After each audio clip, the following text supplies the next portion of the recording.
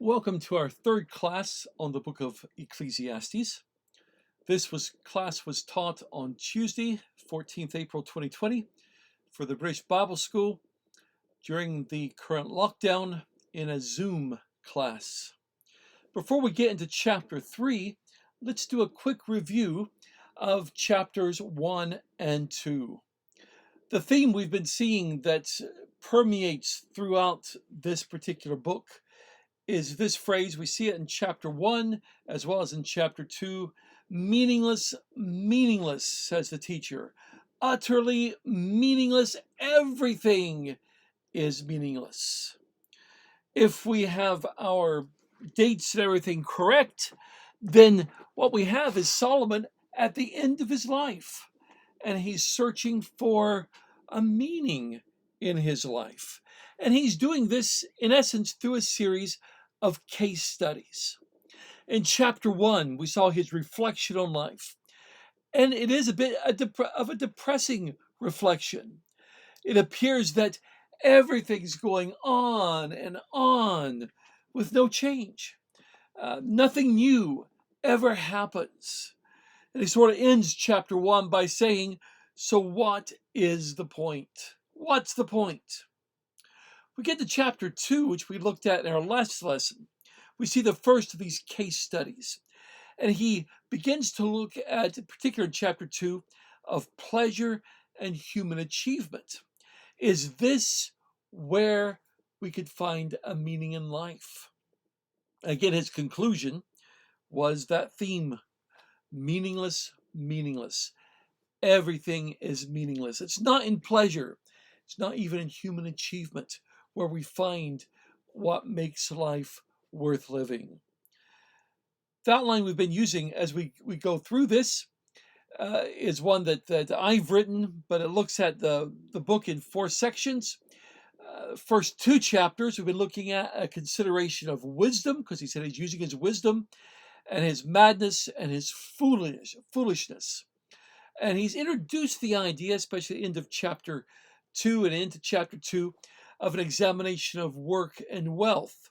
But that's what we're going to see in particular in chapters 3, 4, 5, and 6, as we look at work and wealth a lot more closely. So what we're going to be seeing as we go throughout these chapters, in chapter 3 this evening, we're going to be looking at that there's a time for every purpose and every work, and we're going to have a look at that. We'll see that in chapter 4, he'll give an appraisal of work and its purpose. In chapter 5, he'll come to the conclusion, yeah, you should enjoy your blessings. We're going to see some of that as we go throughout this, but don't allow these things to control you. But we end up in chapter 6 on a very pessimistic note again. We're going to be looking at the futility of life. So in our lesson this evening, we're going to be looking very much from chapter 3, that there's a time for every purpose. And in particular, what we're going to have a look at is this. The first 8 verses, that there's a time for everything. So we're going to see that.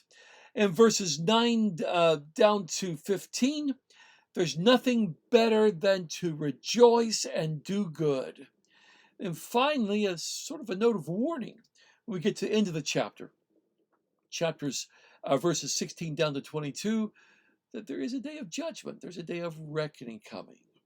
So let's have a look at Ecclesiastes chapter 3, and that there is a time for every purpose and every work.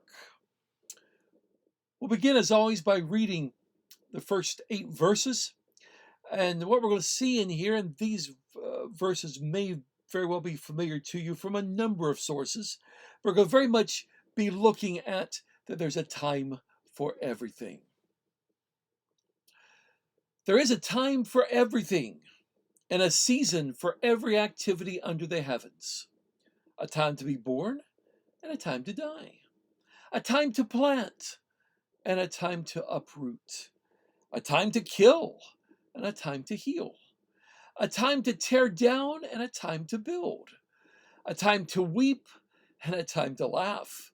A time to mourn and a time to dance. A time to scatter stones and a time to gather them. a time to embrace, and a time to refrain from embracing, a time to search and a time to give up, a time to keep and a time to throw away, a time to tear and a time to mend, a time to be silent and a time to speak, a time to love and a time to hate, a time for war and a time for peace. I hope we recognize those verses from some context, possibly from a popular song from the 1960s. It was Pete Seeger who took these verses initially and wrote a folk song, which he first recorded in 1962. It was called Turn, Turn, Turn. Rearranged a bit by Jim McGuinn for Judy Collins. And then Jim McGuinn tweaked it a bit more when he became part of the Byrds. And they had a massive hit with it in December 1965. I think that these are words which appeal. I think they appeal to people because we can relate so much to the extremes that are depicted. Now, keeping this in biblical context, just finished Ecclesiastes chapter 2. Of course, he didn't write in chapters. He was simply giving a lesson, possibly. But he's just finished looking at work and concluded there's nothing better for people than to eat, drink, and find enjoyment in their work. And he did note that this enjoyment comes from God, who provides all we have to eat, drink, and enjoy. And as he moves on, he begins to consider that there's a time for everything on earth. Literally in Hebrew, it's translated in the text there, under heaven or under the heavens. And it is a time for everything, both, and these could be sort of classified as positive and negative. They're sort of polar opposites. The Net Bible Study Notes had this to say about these verses. Verses 1 to 8 refers to God's appointed timetable for human activities or actions whose most appropriate time is determined by men. Verses 9 to 15 state that God is ultimately responsible for the time in which events in human history occur. This seems to provide a striking balance between the sovereignty of God and the responsibility of man. Man does what God has willed, but man also does what he pleases. And I thought that was quite an astute comment there, especially towards the end. New Time in the Tyndale Bible commentary, the new one, takes this to be the second case study in the book. He wrote this: in his second case study, Koheleth explores a regular feature of human experience, namely that the sequence and duration of desirable and undesirable time periods are beyond human control. I thought that was a pretty good summary of what we're going to be seeing in these first 8 verses. Derek Kidner, in the Message of Ecclesiastes, wrote, he entitled this section, The Tyranny of Time, which I thought was an interesting title. He did go on to say, perhaps tyranny is too strong a word for the gentle ebb and flow described here, which carries us all our days from one kind of activity to its opposite and back again. The description is pleasing, with its varieties of moods and actions and its hints of different rhythms in our affairs.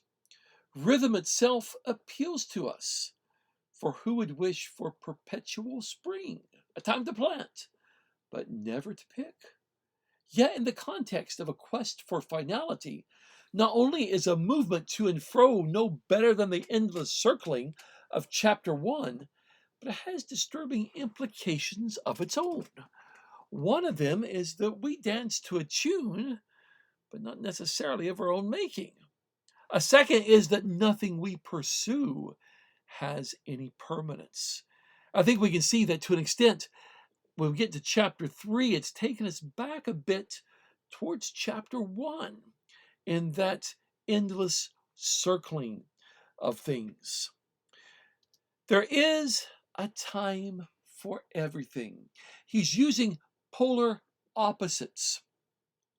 And by using polar opposites, he's saying that there's a time for these and there's a time for everything in between. As we go through this, he says there's a time to be born and a time to die. I think we'll make some application of some of these in just a minute to our current situation with coronavirus. There's a time to plant and a time to uproot what was planted, or some translations, maybe a time to reap what was planted. And we recognize there's a time for both. There's a time to kill and a time to heal. And from what I've read, this very well could be a reference to sickness and plague in the land, rather than war being the time to kill, but it's the plague that's killing, which is and because war, if you look, is at the bottom of that list there in verse 8. Of course, that makes it very applicable today as well, and we'll talk about that in just a few minutes. There's a time to tear down, and there's a time to build. We recognize the need for both, taking down things that need to be taken down, but then to build something new. At our local wildlife area, Langlands Moss, which is about a mile from our house, they're currently felling trees. It's a managed forest area there, and they're taking the trees down, undoubtedly for logging, paper, or whatever they're going to turn those into. But undoubtedly there'll be more trees than planted. We recognize a time to tear down and a time to build, a time to weep and a time to laugh. And there's both are part of our lives, a time to mourn and a time to dance, a time to scatter stones and a time to gather them. And possibly the idea there could be a number of different things. It would work out well in talking about fields, because often when you're clearing a field, you'll gather in stones, and maybe there's a time to scatter those later on as well. It could also be, as pointed out in our class last night, it could also be, if you think about the Jewish practice of putting stones on graves. Maybe that's what it's talking about here. There's a time to gather them in and place them on graves to remember people. There's a time to move on from that, a time to scatter them. That could be the idea here. There's a time to embrace and a time to refrain from embracing. There's a time to search and there's a time to give up your search. I think we've all been there in life, searching for something and finally giving up. I don't know if you're like me, but what seems to be the time when I finally give up, that's when I find it. But yeah, it's time to search, a time to give up that search, a time to keep and a time to throw away. And this time of year being spring, we often think about spring cleaning as a time to go through what we have and begin to throw away things and decide which bits of our acquisitions we're going to keep. A time to tear, or a time to rip, your translation may have, and a time to mend, or a time to sew. That, by the way, could be a reference to the Jewish custom of tearing their clothes when in mourning. There's a time to mourn, that may be the idea of tearing, but there's a time to repair the tear and move on with life. So that may be what it's talking about there. There's a time to be silent, and there's a time to speak. Sadly, most of us want the time to speak and never take the time to be silent. But there's a good time for both. A time to love and a time to hate.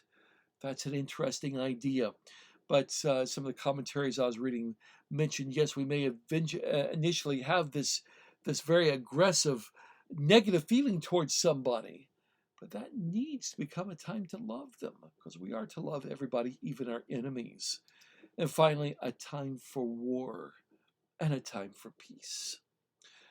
Derek Kidner wrote, whatever may be our skilled initiative, our real masters seem to be these inexorable seasons.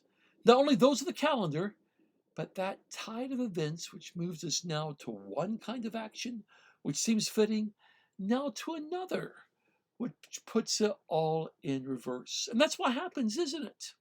So we look at this list again, and as we apply it to our lockdowns, some are maybe more poignant than others. We think about coronavirus. That first one, a time to be born and a time to die. We're seeing both, aren't we? I remember seeing in the news just the last few nights births and people putting things on it to shield the newborns. But of course, we have death as well, don't we? Isn't it amazing how deaths and births, even within families, seem to come in pairs? My dad died in December 2018. My first grandson was born less than a year later and has his name. Sadly, my father-in-law has died of coronavirus, and we have another grandchild due in 5 weeks. Despite the virus, we're still seeing babies being born. To mention another song from the 1960s, not, by the way, that I'm quite that old. My musical knowledge is really from the 70s, but I love the 60s music as well. I didn't hear it until I was in the 1970s, in my teenage years. But there's a group called Blood, Sweat, and Tears, who I like quite a bit. American-Canadian group, described as being a jazz rock group. I always thought of them as a rock group. In the late 1960s, August 1969, they had a hit in North America with a song called, of all things, "And When I Die." It's described as being a positive outlook on death, but it had in it the line, "And when I die, and when I'm gone, there'll be one child born in this world to carry on." Isn't that what Solomon's saying here? It's very much the way life has always been. A time to be born and a time to die. By the way, that first phrase, "a time to be born," could be translated, and may even better be translated, "a time to give birth and a time to die." So that could be the idea. It doesn't really change the impact of it, but there's a time for every aspect of our lives. As we look through this list, what about the time to kill and a time to heal? Coronavirus is killing, isn't it? We're seeing the numbers each day on the broadcasts. Numbers going up. Fortunately, they're starting to level off a bit, but thank goodness there's that time to heal as well. And of course, after this is over, the country's going to really take some time. It's going to need some time to heal. What about these? A time to weep and a time to laugh, a time to mourn and a time to dance. And I couldn't help thinking when I read those lines, a time to dance as long as you do it by yourself or with those within your own household, because we realize social distancing wouldn't allow that to happen. But those are things we long to do with people, aren't they? And we miss being able to do that, which leads us into the last one I wanted to mention, a time to embrace and a time to refrain from embracing. And right now is definitely not the time to embrace, is it?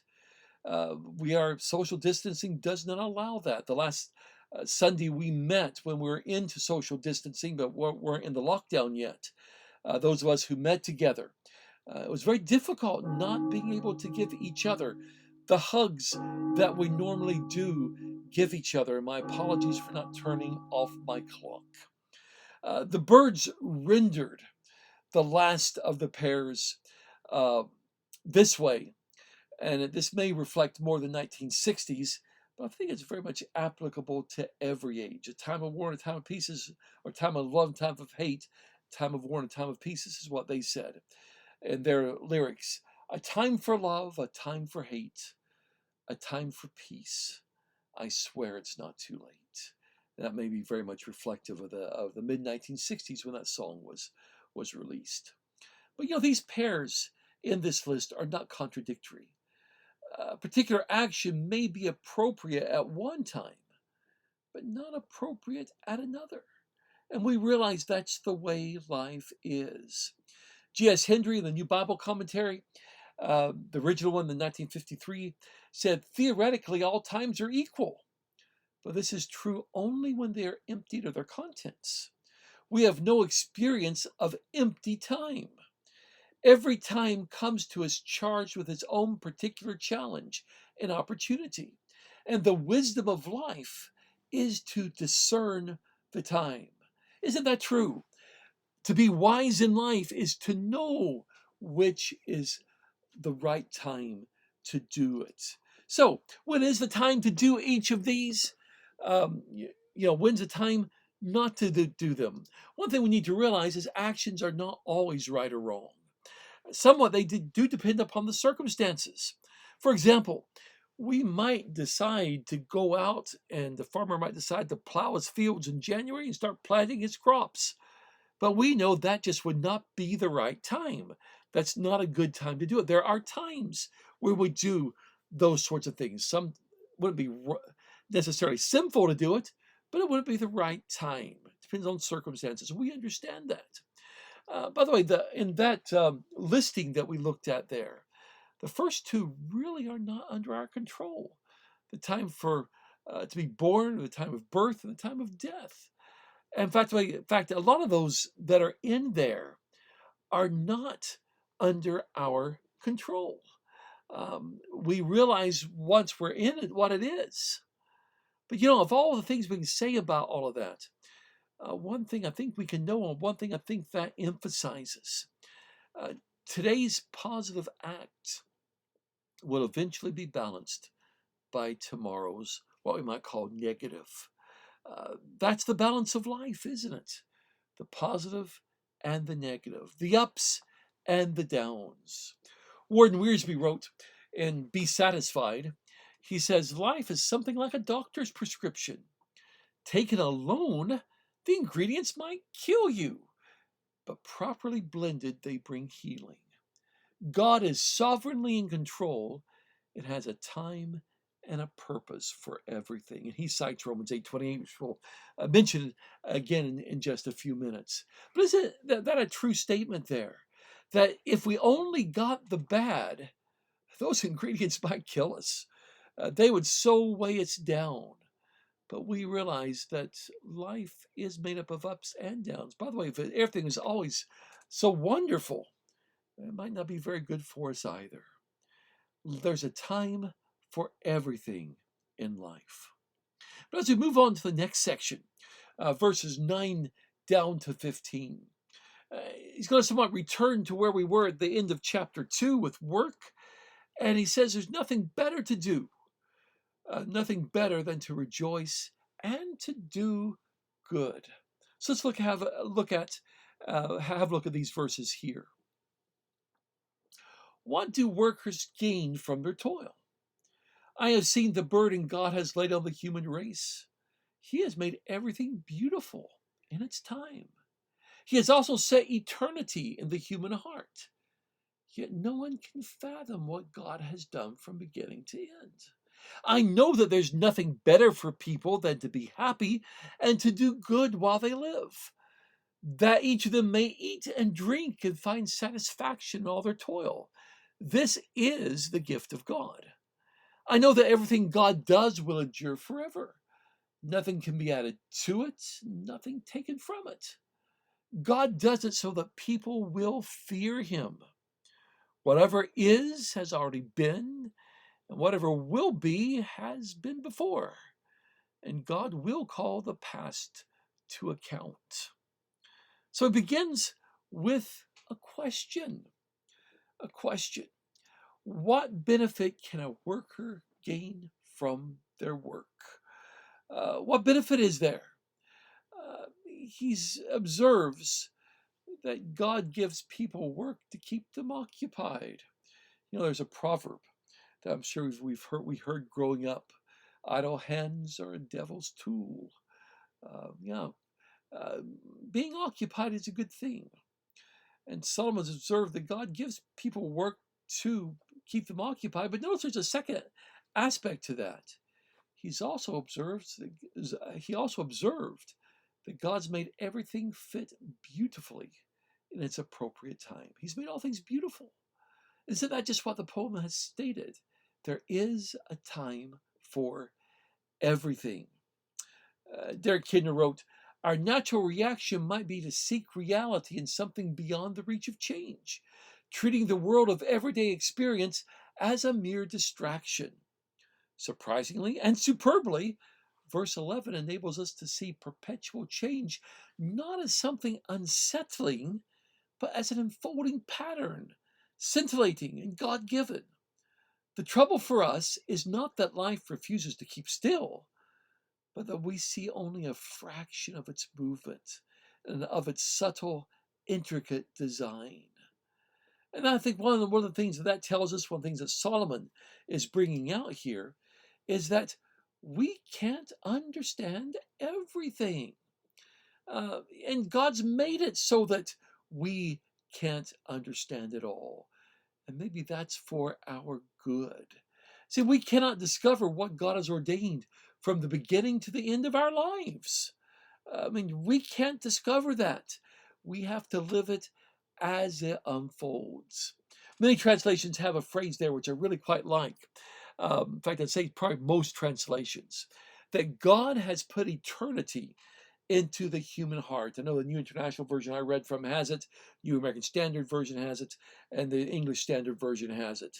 He's put eternity into the human heart. It seems to be talking about that we have built within us a longing for something beyond this life. We have the concept that there's more to life than what we see in the here and now.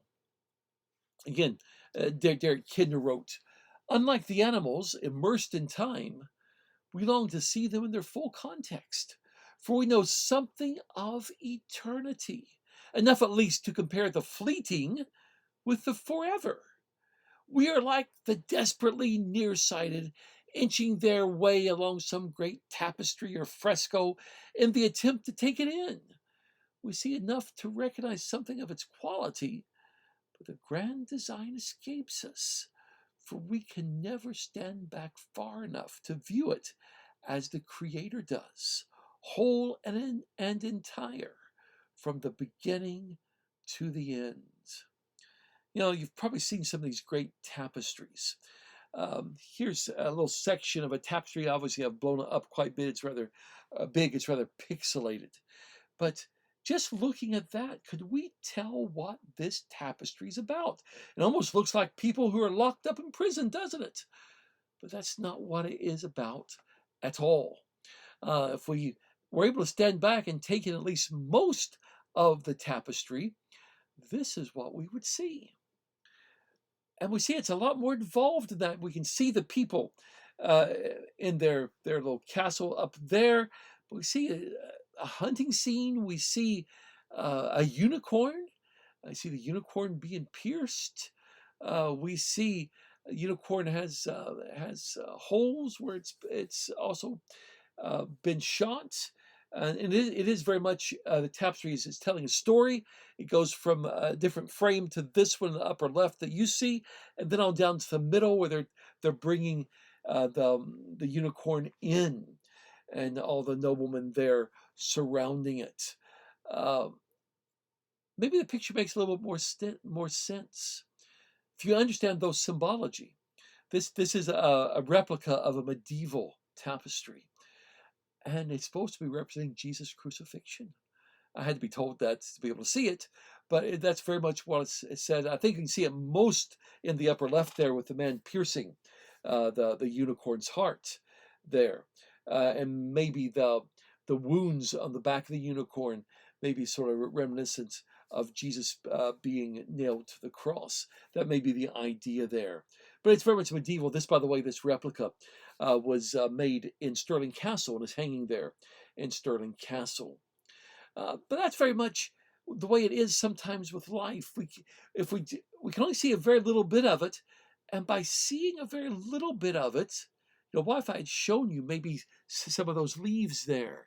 You wouldn't have a clue what this is about. But when you see the bigger picture, you can see it's a much more intricate shape. And that's the way life is. G.S. Hendry has a similar comment. He wrote, for our creaturely position under the sun, we see, as it were, the reverse of the tapestry, with many confused lines and loose threads. To seek to unravel it from our standpoint is to become involved in an endless labyrinth. This also is vanity and vexation of spirit. If you've ever seen a tapestry being woven, this is this particular tapestry being woven at Stirling Castle many years earlier. A much earlier picture than one I had. You can see one of the frames in the background there that was already completed. But you see, if you one thing you notice, they're actually weaving that tapestry from the back. It doesn't look at all like the picture on the reverse. And as I visited Stirling Castle over a number of years, I saw this being uh, completed and more of it uh, able to be seen. But it wasn't until you turned it around that you saw the brilliant colors and saw everything there. I use all that to simply illustrate that we need to realize that we don't always see the big picture, and we will not always see the big picture. But we can know that for the Christian, God is working all things for our good. Romans chapter 8, verse 28. Paul wrote, I like the RSV, Revised Standard Version translation there, that God is working all things together for our good, for those who love God and are called according to his purpose. That's what God's doing. The things that happen may seem to be bad, but good can come from it. But think about that just for a second as well. If we don't have faith in anything beyond ourselves, how can good ever come from anything? What's the meaning, in fact, to our existence here? Because once we die, that would be it. But for the person of faith, the person who believes in Jesus and bases his life on him, this life is a gift from God. To do the best that we can to prepare ourselves for a better life in eternity. So, what should people do? Even though people will never fathom all that God's doing, Solomon's conclusion is the same as the last chapter. People should be happy and enjoy themselves. Literally, they should do good to do the best that we can. They should eat and drink and find enjoyment in their work, because this too is a gift from God. New Time, in his commentary on Ecclesiastes, says there are three conclusions here that Solomon arrives at. First, that the pursuit of happiness is the only appropriate response to the precarious state of affairs just described, verse 12. Second, that human capacity for happiness depends on God, verse 13. And third, that the divine call, that the divine control over human pursuits is permanent, unchangeable, and designed for a purpose. G.S. Hendry wrote that the tension between today and forever in the life of man cannot be completely resolved. Yet men can find forever in today by gratefully accepting the gifts of God and doing his commandments. Again, I thought he had a good comment there that, we have this tension in our lives between what's going on now and looking at the future. But we can find the future in today. We can find forever in today if we are living for God, accepting his gifts and living obedient lives. God, whatever God does, Solomon notices, will endure forever. And he doesn't need us to improve it, does he? Nothing can be added to it, nor can anything be taken away from what God is doing. What God has done is permanent, it's effective, and it is complete. And nothing more so, although it's not really talking about that, nothing more so than God's word. Isn't that true? That you can't add to it, you can't take away from it. He's given to us exactly what we need. Derek Kidner wrote, as verse 14 points out, his plans, unlike ours, needs no corrections or amendments. They endure. The forever of this verse matches the eternity put into man's mind, back in verse 11. To have some share in this, however modest, is to escape the vanity of vanities. If we can have some share in what God's doing, then we do find meaning in life. And that's, of course, where he's going to end up at the end of chapter 12. But God has made it this way so that people will fear him, Solomon writes. The idea here may be so that people will realize that God is the one in control. It's not us, it's God. New Time commented, life is not meant to be easy, precisely in order to remind human beings that they do not have their lives and the outcomes of their endeavors in their own hands. And we don't, do we? So God's purpose is first and foremost so people will realize that he's in control. Uh, um, and so that man will be in awe of him. Your translation may have that man will be in fear of him. And that's going to be what we end up with at the end of chapter 12. Fear God and keep his commandments. Solomon's going to arrive at as the conclusion of his book. But he returns there at the very end of that section there to what he said in chapter 1, that whatever exists now has already been, whatever will be has already been. In other words, there is nothing new from man's point of view, but simply things repeated from the past. And that little last phrase that's in there is a very awkward sentence to understand. I understand it's an awkward sentence to translate. But we're just going to leave that one as it is. And move on then to our last section, which begins with verse 16. And here we're going to have the idea of judgment coming into effect, that God's going to judge the righteous and the wicked. And I saw something else under the sun. In the place of judgment, wickedness was there. In the place of justice, wickedness was there. I said to myself, God will bring into judgment both the righteous and the wicked, for there will be a time for every activity, a time to judge every deed. I also said to myself, as for humans, God tests them so that they may see that they are like the animals. Surely the fate of human beings is like that of the animals. The same fate awaits them both. As one dies, so dies the other. All have the same breath. Humans have no advantage over animals. Everything is meaningless. All go to the same place. All come from dust, and to dust all return. Who knows if the human spirit rises up or the spirit of the animal goes down into the earth? So I saw that there's nothing better for a person than to enjoy their work, because that is their lot. For who can bring them to see what will happen after them? So we've got judgment here. We've got several things going on. Do you see that link, though, again, with this whole theme of what we have is chapter 3, that there's a time for every activity, including a time to judge every deed. New Time, in his commentary, entitled this section, "The Public Perversion of Justice." We might well ask, where is the justice? Because that's the question that Solomon starts with. He observes that there's no justice, there's no fairness in the world. And by the way, this is not a change in subject, because we can see in verse 17, as we just mentioned, there's a time for every activity. So this is still connected with this whole discussion here.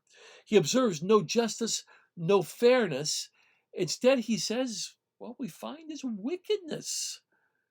But he realizes that God will judge both the righteous and the wicked, and that there is an appropriate time for this as well. There is a time of judgment for every deed. Derek Kidner says, here at last is some obvious gain from the twists and turns of our affairs.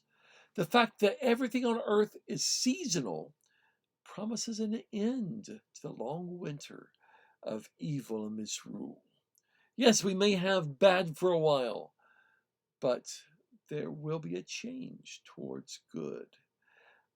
He makes some interesting comments. There's some almost depressing comments as he talks about people and animals. He's asking the question, Is there any difference? And maybe from the human point of view, it might appear that there is no difference between humans and animals. By the way, isn't that the conclusion of many today? That humans are just animals, advanced animals, more evolved animals? See, that's not the biblical viewpoint at all. That humans are very different from animals. Although, looking at it from a purely physical perspective, as Solomon's doing, yeah, you could arrive at that same conclusion. As he says, both people and animals die. Um, they their fate is the same. Goes on to say they both breathe air, and they both die when they cease to breathe, don't they? In that case, what advantage do humans have over the animals? Neither lives very long. Both decay back into the earth. He uses that phrase there. They come from dust, they return to dust. And he asks a question. Who knows if the human spirit rises upward, if the spirit of the animal goes down into the earth? And keeping in mind, he's writing this very much from a physical viewpoint. You know, when somebody dies, you don't see their spirit going up. When an animal dies, you don't see their spirit descending into the earth at all. The idea seems to be nobody can see these things happening. By the way, that's not a unique theme to the book of Ecclesiastes. We find the same in the book of Psalms. Psalm 49, I'm going to break in about verse 9 here. People, despite their wealth, do not endure. They are like the beasts that perish. This is the fate of those who trust in themselves and of their followers who approve their sayings. They are like sheep and are destined to die.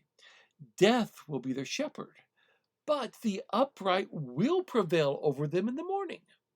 Their forms will decay in the grave, far from their princely mansions. But God will redeem me from the realm of the dead. He will surely take me to himself.